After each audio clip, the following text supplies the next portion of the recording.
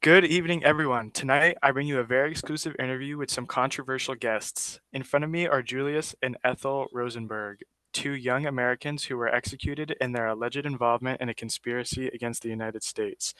Good evening, and how are you guys doing? We're doing well. How are you? I'm doing good. I wanted to start by having you guys give a brief description of who you are and a little bit about your backgrounds. Sure. I'm Julius. I'm a proud second generation Jewish American from Eastern Europe, and I'm a New Yorker born and raised. I went to school for electrical engineering, where I joined the Federation of Architects, Engineers, Chemists, and Technicians, a sort of STEM union. And I'm Ethel, his wife.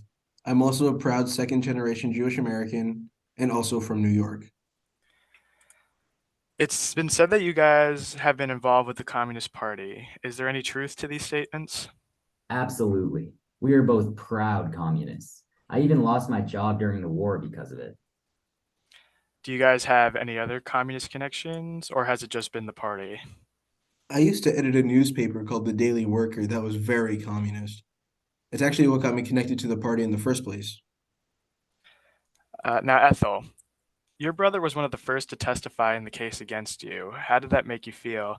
And additionally, could you guys comment on why you plead the Fifth Amendment so often during your case? Honestly, I was taken aback and hurt by his testimony. It turned the case into a he said she said debate, which was a losing battle as soon as we entered it. I think we were also at a disadvantage because of bloodthirsty American politicians, hungry to root out anyone they deemed dangerous to their goals. I pled the fifth so often because I was fearful any admittance to my involvement with a communist party would spell an almost certain guilty sentence for us. I see where you're coming from. Given the recent start of televised broadcasts of trials, including committee meetings conducted by Senator McCarthy, I understand your guys' disadvantage. Do you think your racial identity played any sort of role in your conviction? At least a little bit.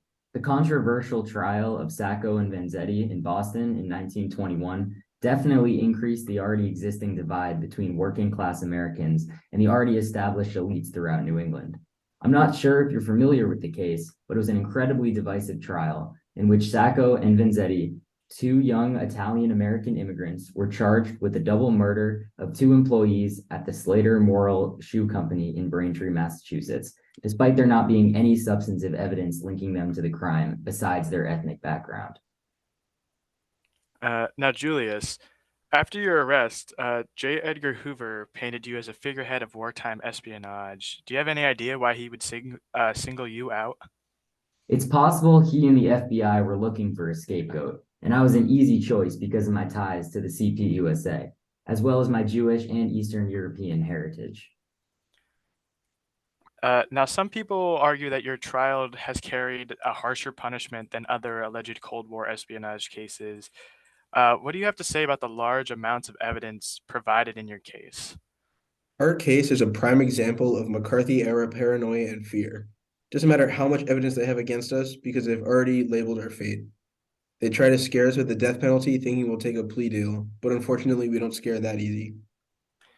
Uh, what was your involvement, Ethel? As the only case against you comes from testimonies, and there hasn't been any concrete evidence compared to your husband.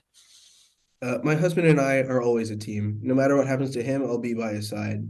Of course, I want to avoid the death penalty, but not by testifying against those who are close to me. Would you guys be willing to tell us live whether you guys are innocent or guilty?